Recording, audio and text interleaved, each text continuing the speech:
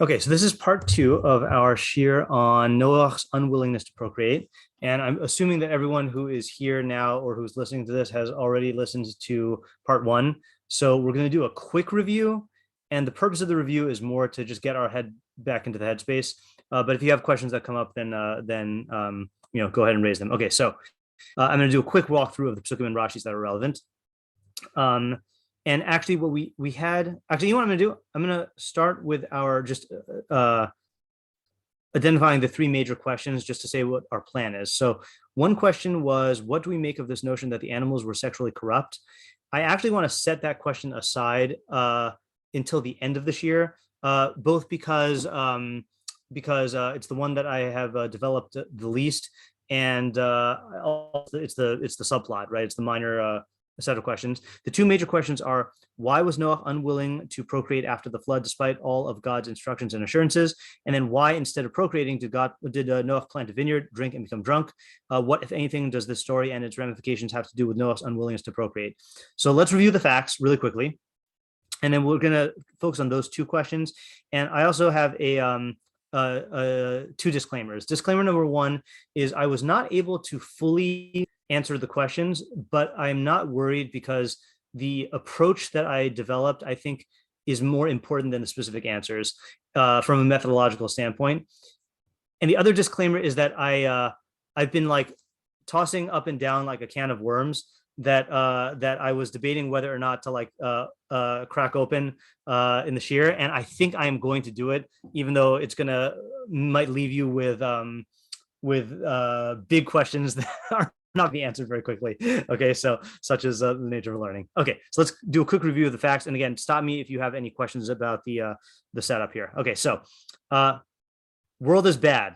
Okay, they're involved in avodah zarah, arayos, and gezel, and God sees that the earth is corrupt. Again, we're going to skip over the animal things, and God says he's going to destroy the entire earth. So he says that he's going to set up a covenant with Noach, and he mentions you and your sons, your wife and your sons' wives will go into the ark with you. Okay, so Rashi there notes that it was the men separate from the women because it was usher for them to have marital relations on the ark. Okay, so then they go into the ark, they follow that order. The flood comes, destroys all the earth, and Rashi here clarifies that. Not yet. Here he clarified that the reason is because you can't be involved in building the world when God is destroying the world. Okay. So then they're in the ark, and finally it becomes time to leave. Okay, and God says to Noach, you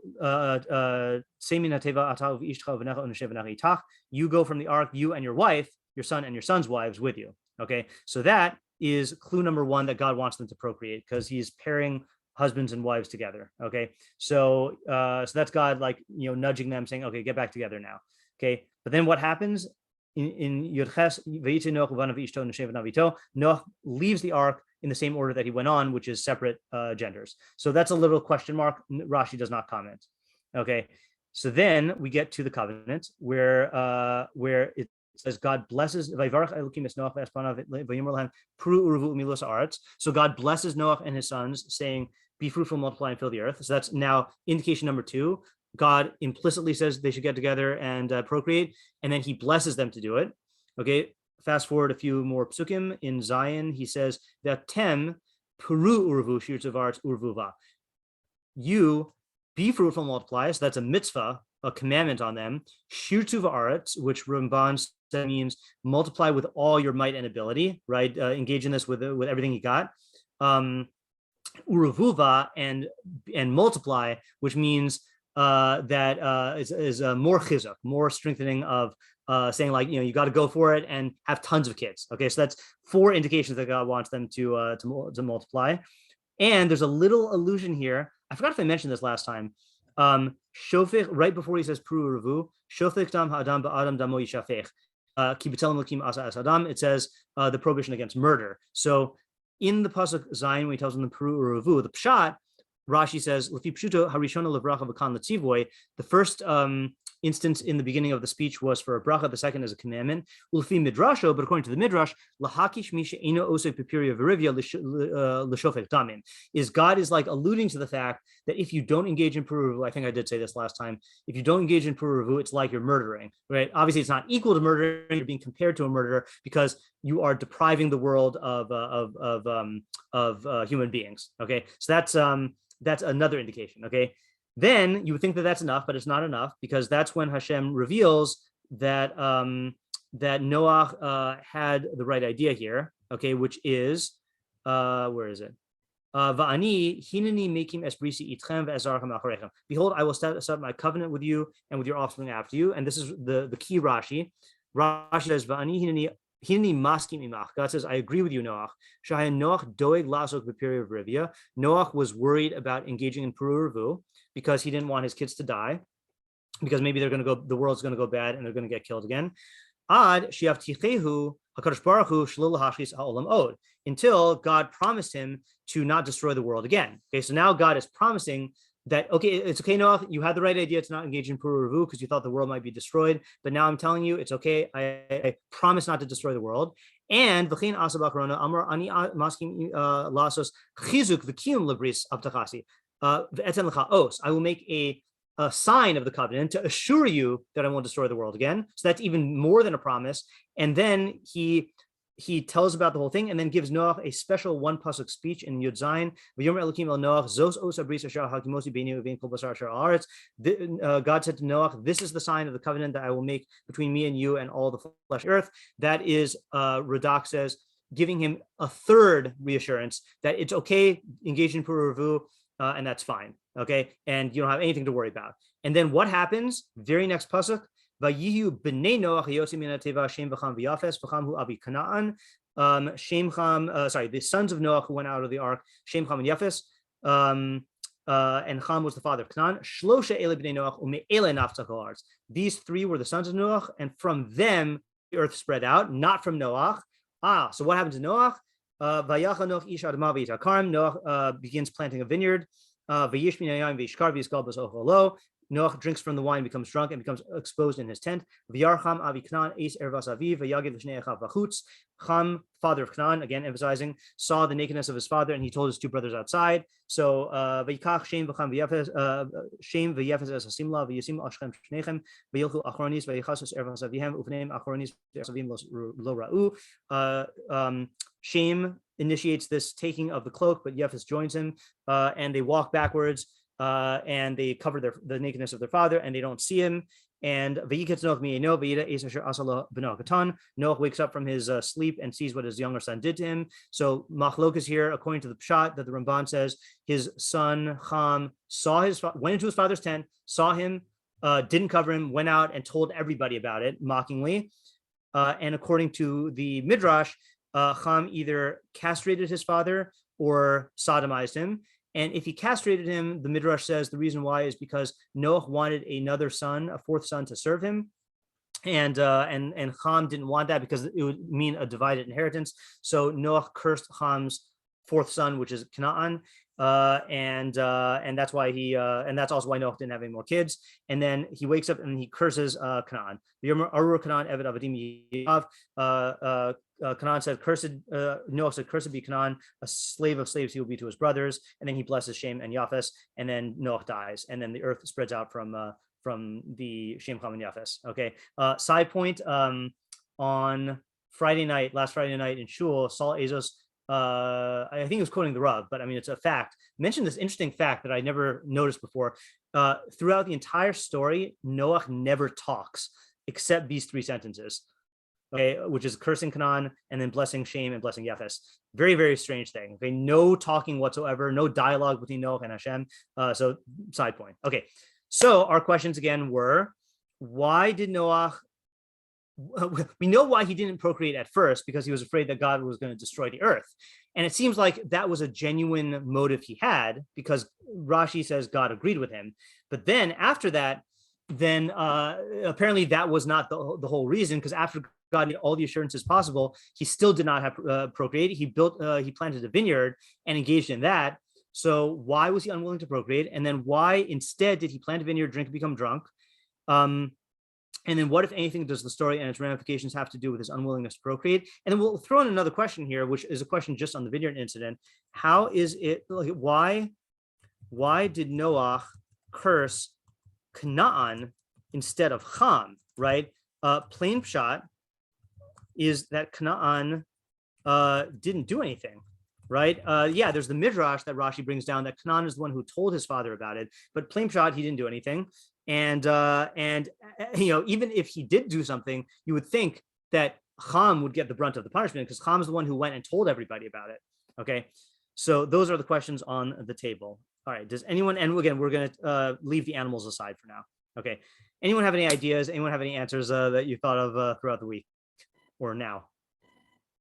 I have a possible answer, sure, which is that I think like there's something to be said about it's more painful for someone to see their children harmed than themselves harmed. Right. Okay, good. So you're answering question number 4. So I think someone says that explicitly. One of the Mefarshim says that I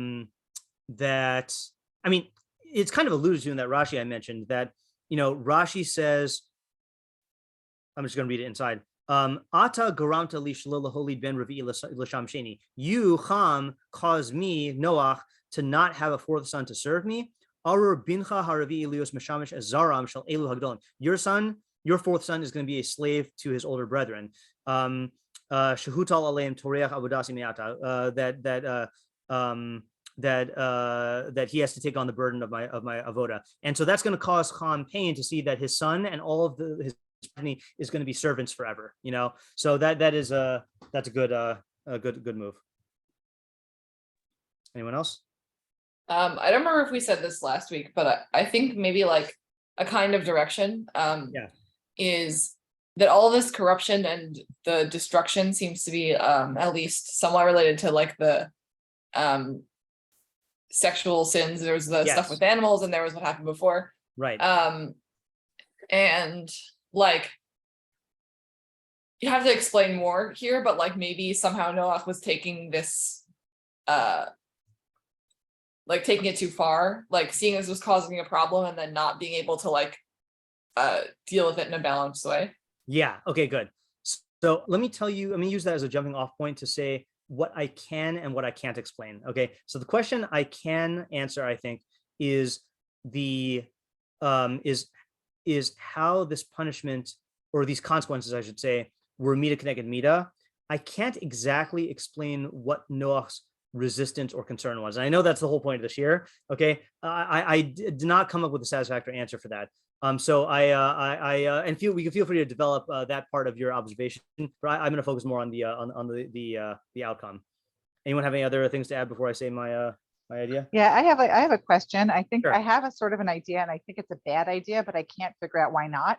Okay. So maybe you could help with that. Sure. I kind of feel like he was really upset about, this is just my feelings. Okay, I'm not Sure. like not well crafted, but I kind of feel like he was really upset about everybody dying. Like he was like not able to really handle the fact that everybody died, as seen by the fact that he just couldn't really get onto the teva until it was like almost too late.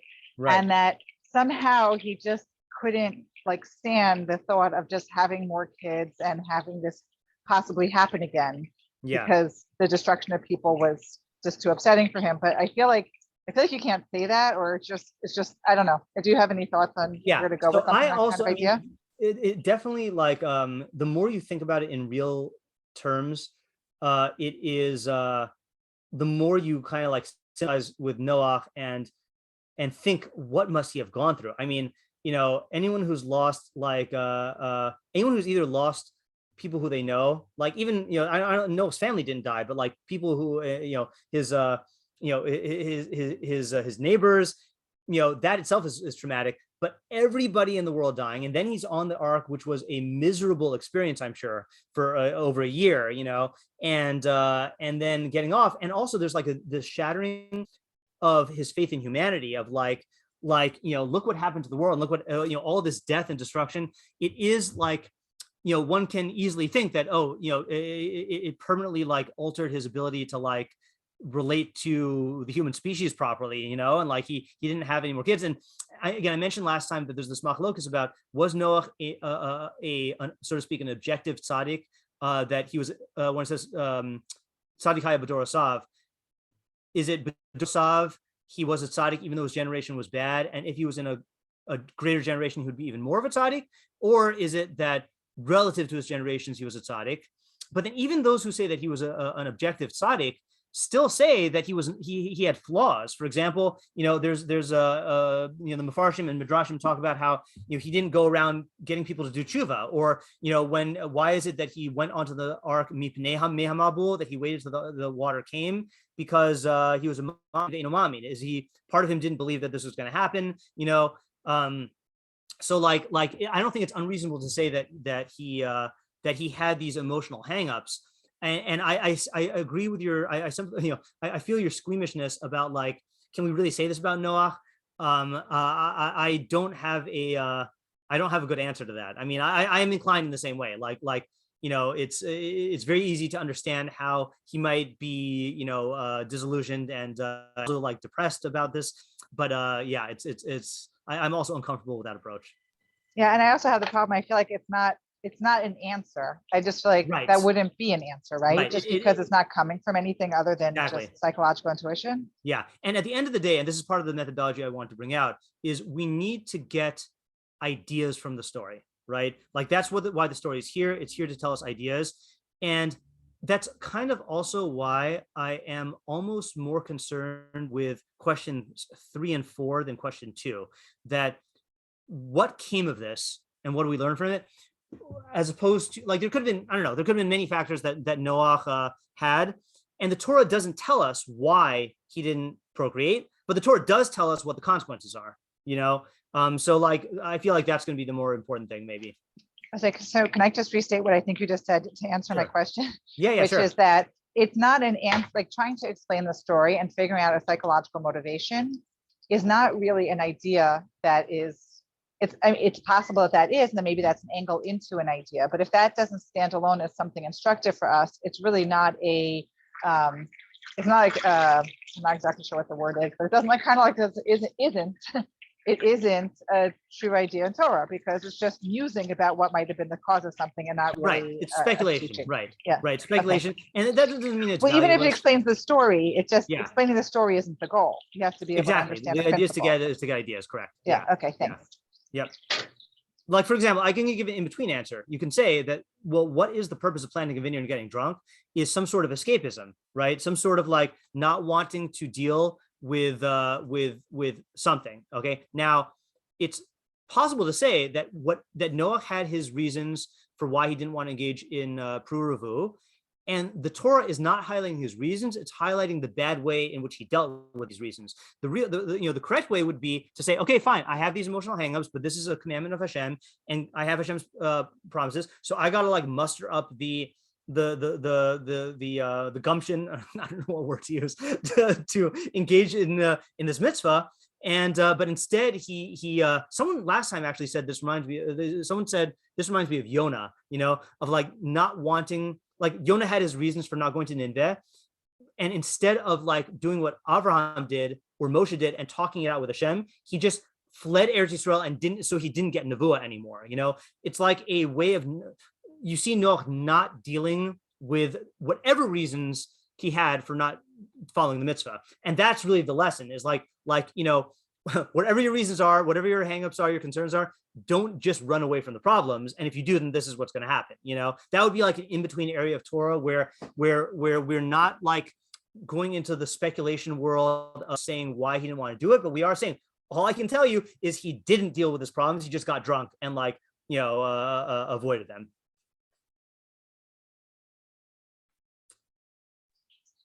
Okay. Hi. Okay. Yeah. Any other ideas or insights here? And again, feel free to say stuff, even if it's a half-baked idea, because I'm acknowledging here, I don't have full answers to this. I just have one approach. Do you think you could say, instead of saying that like getting drunk was an escapism thing, do you think you could say that he like for some reason was doing this as a way to be like he didn't really want to do it, but he was like going to get drunk so he could like not, I don't know. Okay, wait, actually I have bit of a different idea, which this is Okay, like sure. an end piece of. Yeah. Maybe, can you say, this may also be more speculation about his motivations, but that like the whole thing with like all the sexual animals and whatever before the flood was like that, like everyone was like being very like promiscuous and whatever, and he was like going on the tavo is, I guess, like separating for, and where like the animals separated and he like the men and women were separate, was like a clear like refresh in a way. Yeah. But then maybe this is what Tamar was saying also, that like he took it to the extreme, that like this is the end of human nature, that like human nature can't just have a balance, but like human nature will like end up like getting too steeped in it. And that's why he was like afraid of doing it again, and he was afraid of another Malbal because he thought like this was gonna be the end again, and like Okay. something like that. Okay. No, go ahead. Sorry.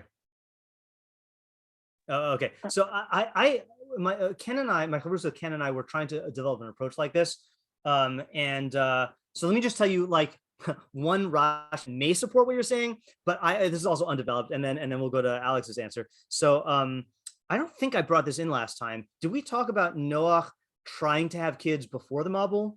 Does that ring a bell? Okay, so this is interesting, Rashi. If you look at the ages of the generations leading up to Noach, the age that they had kids, you'll find that they were like 100 years old when they started having kids. Okay, but the pasuk says in Breshis Hey Lamed Beis, "Vahi Noach ben Chamish me'il shana v'yoled Noach es Shem Cham v'Yafes." Noach was 500 years old. Okay, so what happened? So Rashi says, "Ben Chamish shana me'il shana." Amar Reb Yudan says, "Ma ta'am kol adors holidu l'mea shana v'zeh l'chamesh meos." How do you know? What reason did the other generations start having kids at the age of 100? V'zeh and Noach l'chamesh meos. He started having kids at the age of, sorry, did I say that right? Yeah. The other generations kids at the age of 100. Noach started having kids at 500. Okay, and background info, which Rashi's gonna like rely on later on. If you want to think to yourself, like in terms of developmental milestones, when people live for these hundreds of years, what was the equivalent nowadays of 100 years old back then? So the answer is 20 years old. Okay, so a 20-year-old now is like a 100-year-old back then.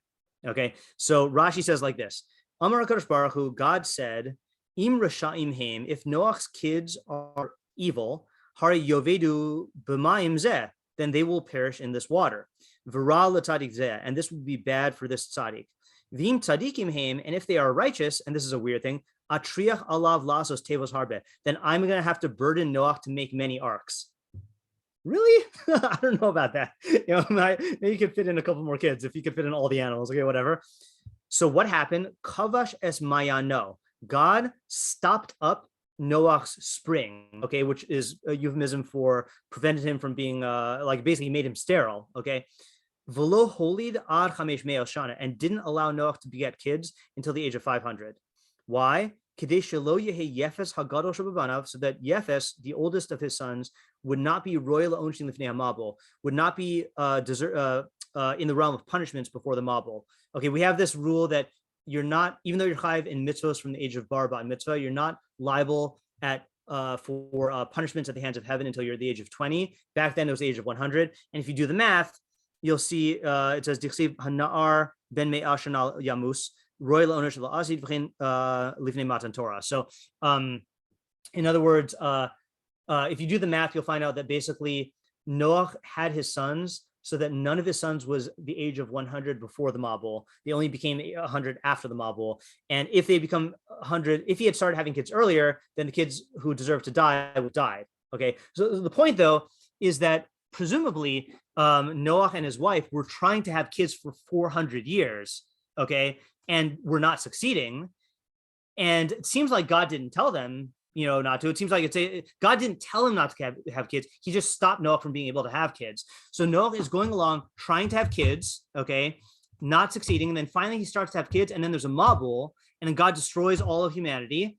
And you see what happens. And this is where I'm going to get back to your approach, Ayala, is that even though God assures him to not that he's not going to destroy the world again, Noah is like stuck in this mode that he was in before, like he's stuck in this mode of, oh, I'm not supposed to have kids. Oh, I'm supposed to like not have marital relations on the ark. Okay. And like he can't get himself off of that plan. And this is like what Ken wanted to say. And I feel kind of bad because Ken articulated this better than I can. And this was already like a couple weeks ago. Ken said that like, a true tzaddik, someone who's a perfected tzaddik, a tzaddik gamor, will be able to have a certain fluidity in how he relates to the will of God. That God's, as Rabbi Moskowitz always used to say, God says jump, I ask how high. Like you can adapt your will to God's will like that, or at least, even if you have conflict, you can override that. But someone who's a tzaddik, but not a tzaddik gamor, not a complete tzaddik, can get too attached to particular roles and positions and not be able to reverse it. And Noach's position was he was prevented from having kids and he was told not to have relations on the ark, and he couldn't get out of that mentality, even despite the assurances of God, so something like that. And you see also like there are also certain things that that Noach, we see from that Rashi about Mipnei Mehamabul. This is not exactly the same thing, but let me just read you the Rashi that I quoted earlier. Mipnei Vayavon Noach. This is in Breshis 7:7. Vayavon Noach ubanav ishto neshevanav ito el teva mipnei mehamabul. Noach and his sons and his wife and his sons' wives went with him onto the ark because of the flood waters. Rashi says mipnei mehamabul. Noach af Noach mikatne amanahaya. Even Noach lacked emunah. Ma'amin ve'ino ma'amin. He believed, but he didn't believe shi'avo hamabul, that the flood would come. V'lo nichnas l'teva ad shedachakuhu hamayim. And he didn't go onto the ark until the water forced him. So you see from there, it's like, yeah, God told him that there's going to be a flood, and intellectually he knew it, but there has never been a disaster of this scale, and the world has been going. He was too attached to the particulars, So we were trying. I mean, we got like two half approaches here, but like. And I don't know if what I'm saying, Ayala, fully captures what you're saying or overlaps it, but like there was some sort of like he couldn't get over that hurdle that he had been stuck in before, where God had like told him not to have kids, or the worry about like the world being destroyed again. Like he was too attached to that whole scenario and he couldn't get past that. Okay, Ayala, you want to add anything before I go into Alex? I would add something, anyone, just that you sure. see that with Avraham Avinu, when he was able to, with Akedas Yitzchak, that he was able to switch gears so quickly, was said in tremendous praise of him, because it's very difficult to do that. That's a great point. That's a great example. Right. There's a couple of great shiurim I remember from my first year or two in yeshiva, where Rabbi Chait goes through an analysis comparing Noach and Abraham. You could probably find more evidence along those lines there also. Okay, good. Alex. I was just thinking about the idea of him like cultivating a vineyard and getting drunk. And yeah, I was thinking that it could be possible that he did want to do what he was told, but he was delaying it and like maybe trying to like get drunk to like lower his inhibitions to be capable of doing it after like the tremendous traumas he experienced. Right. Interesting. So, like, right. So in other words, he was trying to do it, but there were other problems, and he tried to overcome it by like getting himself, uninhibited enough, and then went overboard. Yeah, because if he really didn't want to do it, then he wouldn't have been so upset when he found he couldn't after like whatever the event was. Yeah, that's an interesting theory. Getting so upset that you curse your like child's kid makes sense when you have the intent of doing something, but you just can't quite get yourself to do it. Yeah. Okay. All right. That's definitely a possible theory. Yeah. And it's also it is Malamed Zuchus on Noach a little bit more than what we've been saying. Like it views him in a more favorable light. Yeah. It's a little bit also evidenced maybe by the fact that he was naked. Right. That's a good point. Although he became naked after he got drunk. Yeah, but if that was his plan the whole time, like maybe it was like coming through. That could be. Yeah. Yeah. Although I think there's also someone who says, no, again, this is not a disproof, just a piece of evidence that might go the other way, that he became drunk. I think someone wants to explain that the fact that he was in his tent and not his wife's tent also like indicates that maybe he was trying to avoid, That makes sense. Yeah. I can't remember where I saw that. Okay. Any other thoughts, or shall I present my my limited theory? Okay. Here's my limited theory. Okay. You noticed in the account of the vineyard incident, it mentions twice. Where did it start? Vayihu bnei Noach hayotim min hateva Shem v'Cham v'Yafes v'Cham hu Avi Canaan. Cham was the father of Canaan. Then we have also Vayar Cham Avi Canaan is Ervas Aviv. Okay, and then we have Arur Canaan. Okay, so Canaan is being brought up an awful lot here. Okay, now later on in history, okay, what is the significance of Canaan? They live in Israel.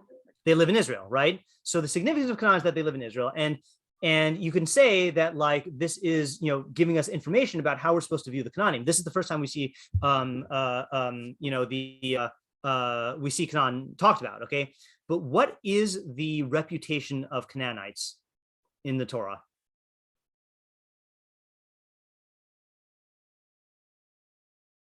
Anyone know? Like Ovdei Avodah Zarah? Okay, they are Ovdei Avodah Zarah, but even more than that, they are sexual deviants. Okay, and I want to show you the. This is talked about a lot, but in the actual Arayos, the parsha of the Arayos, where we were first introduced to these mitzvos, it starts it off by saying, "V'daber Hashem Moshe lemor, daber el bnei Yisrael v'amarta alehem, ani Hashem elokechem, k'maaseh eretz Mitzrayim asher yashavtem ba lo ta'asu." Ukamase eretz Canaan asher ani mevi eschem shama lo tasu uvchukosehem lo selehu. Like the actions of the land of Egypt that you dwelled in, do not do, and like the actions of the land of Canaan that I'm bringing you to, do not do, and their statutes you should not follow. And then it says all of the statutes here, which are sexual practices that they used to do, all of the incest and all of the bestiality and homosexual relations, etc. And then he concludes by saying, Ushmartem es kol mishmarti levilti asos mechukos hatoevos asher nasu lifnechem. You should be careful to not do. Sorry. Hold on. No, it starts actually earlier. It ends off repetitively, actually. Yeah, here we go. Al titamu b'chol ela. Do not become contaminated through all these things. Because all of the nations that I'm going to drive away from before you, that's the Canaanim, they became contaminated through these things. The earth will become contaminated, and I will exact punishment from it. And the earth will vomit out its inhabitants. Okay, so keep my mitzvos. All of these abominations, the men of the land who came before you did, and they contaminated the earth. Okay, go on and on and on. Okay, so if you look at the Ramban, he quotes the Ibn Ezra. He says, the Aldas Rub Abraham, according to the Ibn Ezra, his Kamase Eretz Mitzrayim al Hasirim Haniskarim. So Eretz Mitzrayim is talking about the worship of the demons. Ukamase Eretz Canaan al Harayos. Canaan is known for the Arayos, for the sexual immorality. Shahayu HaKananim Bahem Ra'im V'Chatayim Kasher Amar Basof Ki Es Kol HaTuevos Ha'el Asu Anshe Ha'aretz. The Canaanim are really evil and sinful in that area, as it says later on. Valdas Rabosenu, but Torah's Kohanim, according to the opinion of the rabbis in Sifra, Hayu Gam HaMitzriim Shtufim Bezima B'chol HaRayos. The Egyptians were also steeped in these sexual immoralities, uvazachor, and in homosexual relations, uvabehema, and bestiality, v'hu ha'emes, and that's true. Ki gam kadesh haya be'eretz bazachor me'az v'yadata. So too, male prostitutes were in the land from then until the present day, in the Ramban's age. V'hakasuv me'id bahem. The pasuk testifies about them. It says, "B'nei Mitzrayim gedale basar." Let me just look this up in Yechezkel. It says in Yechezkel, which is not talking about the Mitzrayim of Bnei Israel's time. It's not talking about Bnei Israel in Sefer Shemos. It's talking about in Yechezkel's time, 1626.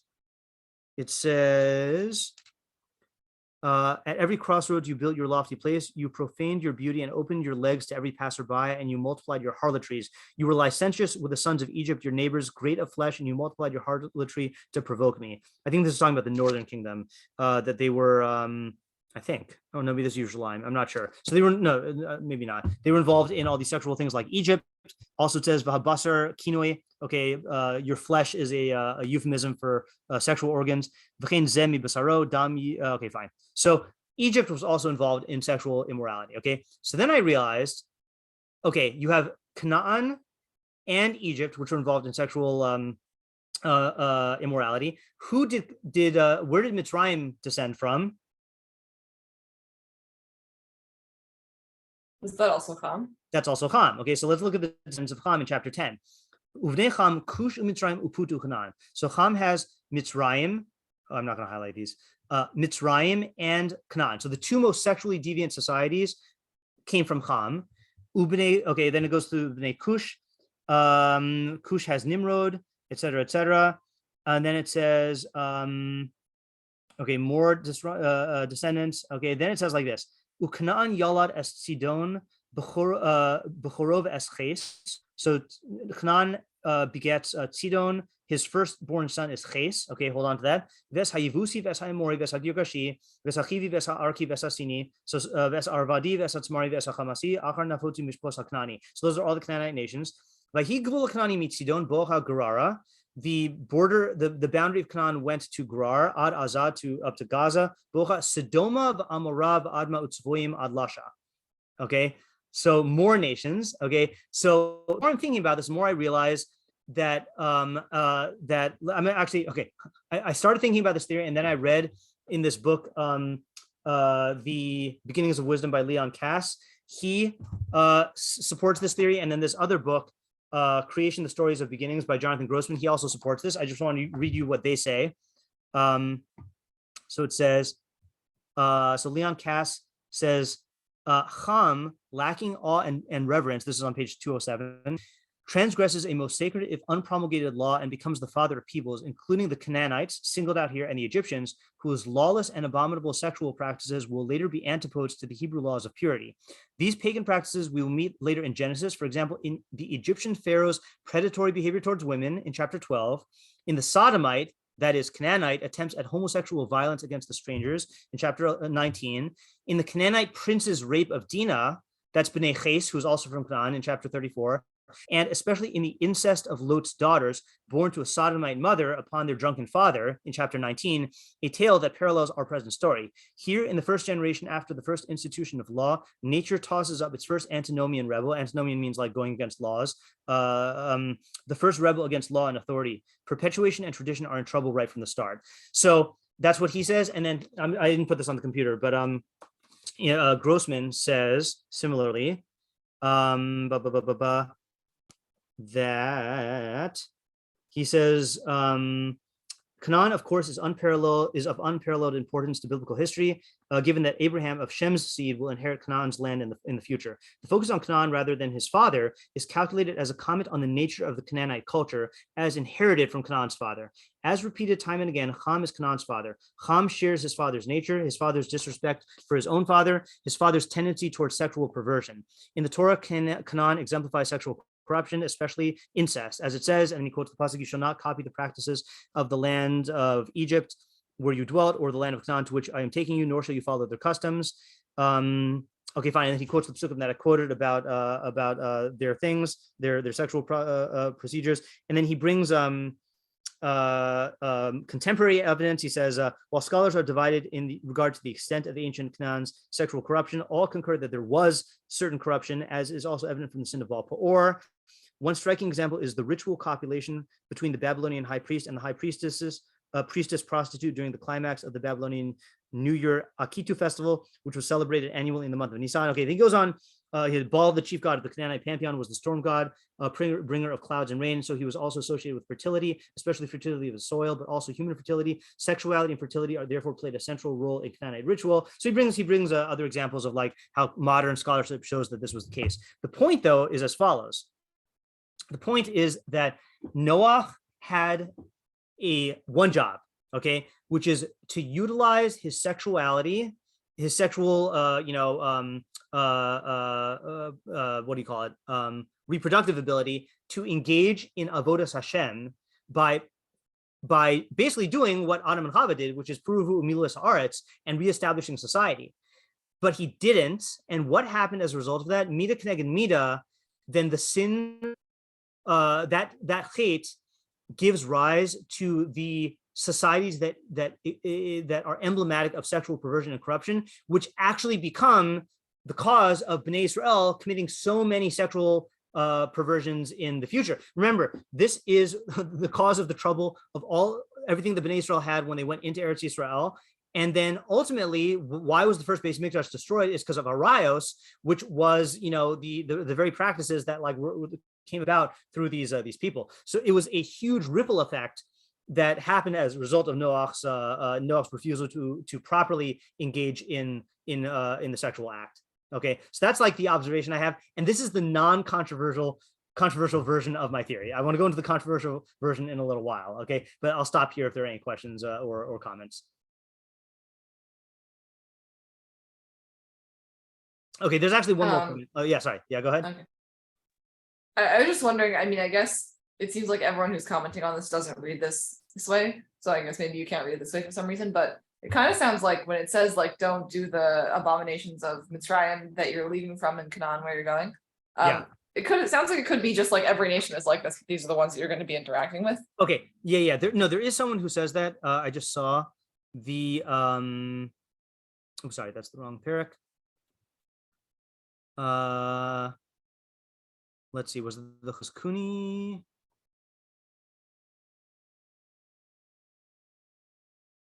Hold on. No, it wasn't him. Was it Bechor Shore? Someone says, yeah, all the world was like this. But hold on. Oh yeah, he says, Rav Yosef Bechor Shore. He says,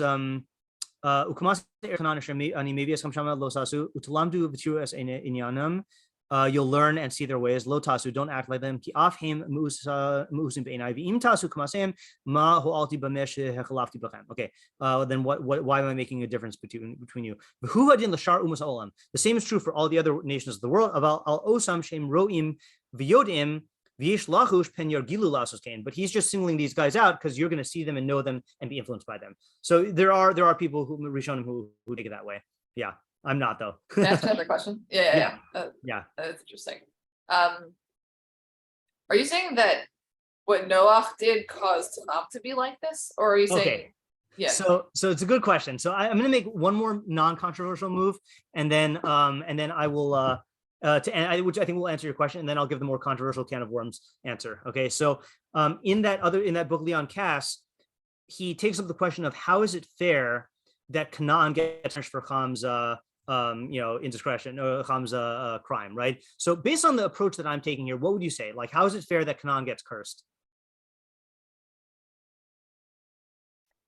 It's just a natural consequence. Yeah, it's a natural consequence. Okay, so I think that makes a lot of sense. So Leon Kass says it beautifully. He says like this, and this is he says, but however fitting, is it just to visit the sins of fathers upon their sons? How could this be fair to Canaan, who himself did and saw nothing? This is a vexed question, yet it takes us to the heart of the matter regarding fathers and sons. Okay, if we regard human life as the story of solitary and independent individuals, each fully responsible for himself and each deserving to receive only what he has earned through his own effort and merit or fault, then we will likely regard suffering for the sins of our fathers as unfair. So that's like the way we normally think about punishing children for the sins of their fathers is like in a court of law, or in terms of mitzvos and averos, if you do an avera, it's not fair to punish your offspring for it. Okay, he says, but the premise is false. Human beings live everywhere and always enmeshed in a world made largely by the many who came before. We almost always accept as completely fair and just the blessings bestowed on us gratis by generations past. Is it then just to reject as unfair the sufferings we owe to our fathers' errors and misdeeds? And now he explains, whatever the justice of the matter, it is almost inevitable that children suffer from the deeds of their fathers, and not because some willful or punitive God intervenes to guarantee it. On the contrary, the deeds and beliefs of the fathers directly shape the sons, whether by conformity or by rebellion, just as they shape also the world that the sons will inherit. What kind of sons would a father like Ham be likely to rear? If they follow his example, they will not heed his or any other authority. Thus, like him, they become antinomian. They become, they refuse to accept law. They will lack awe, reverence, and sexual self-restraint. They will create and inhabit a world in which no one's nakedness is off limits to their impious lusts. If, on the other hand, a son rebels against the impious paternal example, he might come to wish for some orderly and traditional alternative, but he will not be able himself to supply what has been destroyed. And this is kind of an allusion to the fact, let me summarize this, and then I'll allude to some other midrash here, that it's saying it's natural that like Ham evidently was totally okay with going into his father's tent, looking at his father's nakedness, and then talking about it, or if you take the midrash literally, castrating his father, sodomizing his father. So when Noach pronounces a curse upon Canaan, I don't think it makes sense to say, first of all, it's not God punishing Canaan, right? God never is involved at all in Canaan or Shem or Yafes. That's all Noach. But I think it's not a curse in the sense of like an act of hashgacha. It's Noach saying, this is what is going to happen as evidenced by what happened to me. The fact that Ham did this that degree of sin must influence his kids, and it is inevitable that this is going to happen. Now, how did he know it was Davka Canaan, not the other three sons? I don't know. I'm not exactly sure. I mean, presumably Noach knew his sons pretty well, and also how much is Noach responsible for this? Like, certainly one thing is true, is if you take the castration narrative literally, then this would not have happened necessarily. Like, if this was a crossroads in history, if Noach had more kids and raised them, then maybe the world would have turned out differently, So in fact, then Noach's refusal to engage in Puruvu had effects. To what extent can we blame Ham on Noach's parenting? To what extent was it like a vestige of the flood culture? That I don't really know. I'm just saying that like that this is not a matter of punishment; it's a matter of how history played out, and a father like Ham is going to produce like Canaan, and if Canaan starts a society that's going to be patterned after these people, and if you look at these early narratives in creation, I mean, the little mistakes made by the parents have ripple effects that extend throughout history, because that's how that's how parenting works when you're starting off societies. Yeah, Ayala? So in this idea, why are you saying that Noah got drunk? I'm not saying. Yeah. Okay, can I suggest that we could say like Alexandra was saying maybe? Sure. And say that he decided that the way to fill Hashem's I guess will or whatever was to lower his inhibitions and get drunk and then like have kids in a different way. Yeah. But that opened him up to this vulnerability or whatever, and then Chum came in and saw it, and Chum, like, I guess, like what you're saying about the natural consequences of that. So this is showing that like the wrong way to do it was for Noach to be like, okay, like I rationally can't do this, so I'm gonna or consciously can't do this, so I'm gonna get into some unconscious state and do it. But instead, I guess I don't know, maybe he should have worked through it, or I don't know what the other thing should be. Okay, that's a good thing also. A good approach is that the lowering of inhibitions is definitely like a feature of the Kanana in Mitzrayim society. Like it fits in Mida Keneged Mida really well, of like they lowered their inhibitions through other, they did it through Avodah Zarah, really, is like using Avodah Zarah as a means of like lowering their inhibitions to engage in this. So it does play out as a Mida Keneged Mida ripple effect as well. Yeah, that's a good approach. Yeah, Tamar? I'm not sure if you're saying this, but if you are, I'd like to understand it. Like, are you saying that Noach's behavior at this time with the getting drunk or something was somehow influencing Cham in a way that influenced Canaan, or was it just like sort of two independent flaws that happened at the same time? I think that it's hard to say that Noach doing this is what made Cham like have the character and imperfection to do the fate he did. I think that's difficult. I think that either you have to say that Cham's imperfections were a result of the flood society or a result of something in Noach's parenting, or both. And the drunkenness just gave him the opening to engage in this. And that's the tragedy of being a human being, okay? Not the one tragedy, one of the tragedies, which is we have lots of imperfections, okay? But all it takes is one imperfection to play itself out in one case that can drastically alter all of human history, okay? And to give a contemporary example, let's say you have a person who is, let's use drunkenness as an example. Let's say you have a person who gets drunk and drives, right? All it takes is one drunk driving incident that will result in killing an innocent person and getting the drunk driver in jail and completely derailing his entire life, which will affect generations of people on both sides. Now you can say, how is that fair? That's the thing. Is like we have all these imperfections, and if sometimes they could play out in a way that's not so harmful, but sometimes they play out in a way that is disastrous. And in this case, like it played out in a way that was disastrous, and that's why I think when I gave the shiur series on Cain last year, there was another example. Is Cain had these few flaws that led him to make a bad decision, which compounded and compounded and compounded in all of his offspring. And did it have to play out that way? No, but avera guereris avera, once you do an avera, it opens up the doors to many other consequences, and then it ends up being really, really bad, especially if you're the one starting off society. I have a question. Yes. If Ham had these tendencies, why was he saved? So the Sforno has an opinion on this, and I didn't go into the sugya as a whole, but Sforno says on when Noach gets instructed, I think it's on the word itcha.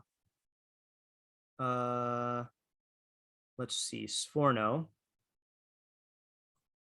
Where are you, Sforno? Here.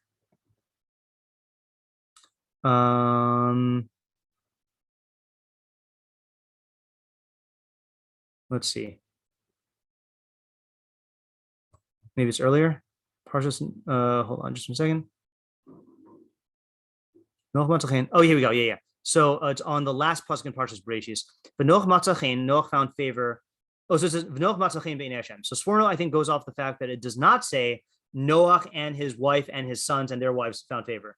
So Sforno says Noach matzachein lahatil gam banu ubnei beso lo mipnei shehaya ro'ei lekach aval al tzad chanina zakehu al kel yisbarach lezeh.